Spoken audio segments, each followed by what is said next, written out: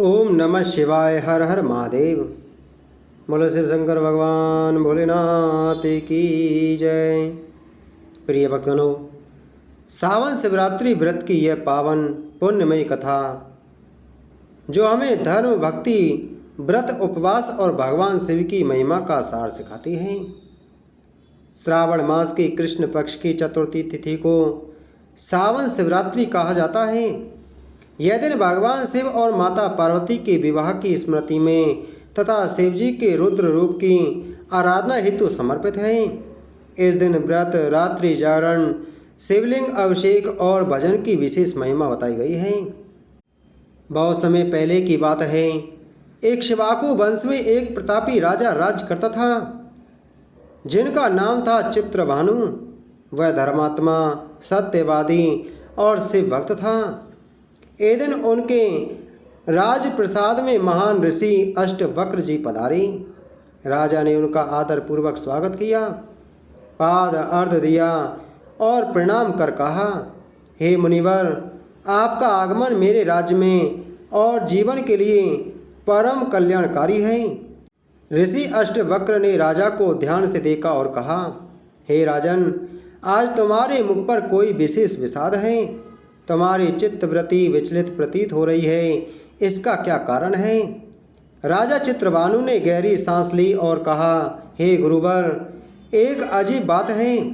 आज श्रावण मास की चतुर्दशी तिथि है। मेरा चित्त किसी अदृश्य स्मृति में डूबा हुआ है। ऐसा लगता है जैसे आज के दिन से मेरा कोई पुराना संबंध है।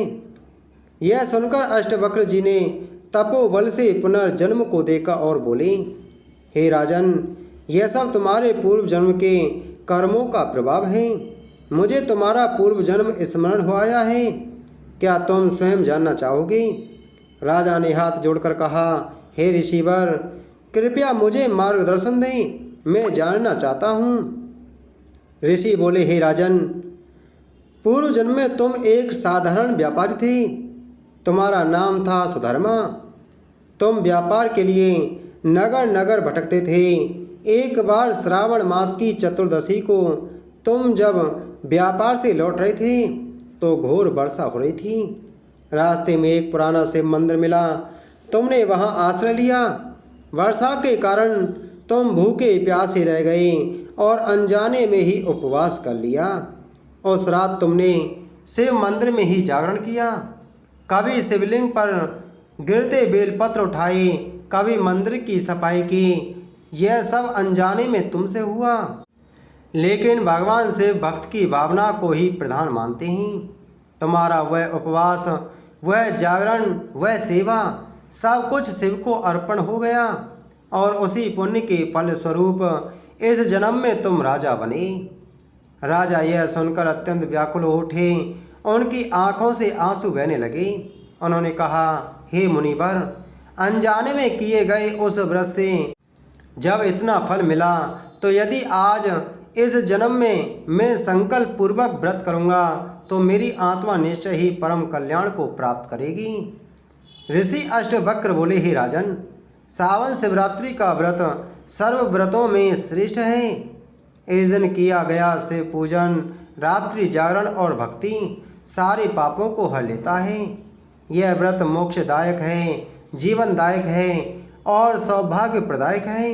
विशेषकर कुंवारी कन्या यदि इस दिन व्रत रखें तो उन्हें उत्तम वर की प्राप्ति होती है। विवाहित स्त्रियां सुख, सौभाग्य और संतान प्राप्ति के लिए यह व्रत करती हैं। भगवान शिव का पूजन करते समय ओम नमः शिवाय, हर हर महादेव या ओम तत्पुरुषाय विद्महे महादेवाय धीमहि तन्नो रुद्र प्रचोदयात् या ओम त्र्यंबकं यजामहे सुगंधिं पुष्टिवर्धनम् उर्वारुकमे वंदनान् मृत्युर्मुक्षीयमामृतात्। इन मंत्रों का जाप यथाशक्ति करना चाहिए। ऐसा करने से भगवान से प्रसन्न होते हैं और मनुष्य की सभी मनोकामनाएं पूर्ण करते हैं। इतना सब कुछ बता करके महर्षि अष्टावक्र अपने आश्रम को चले गए। राजा ने भी महर्षि के बताए अनुसार शिवरात्रि का व्रत रखा और अंत समय में शिवलोक को प्राप्त हुआ। बोलो शिव शंकर भगवान की जय।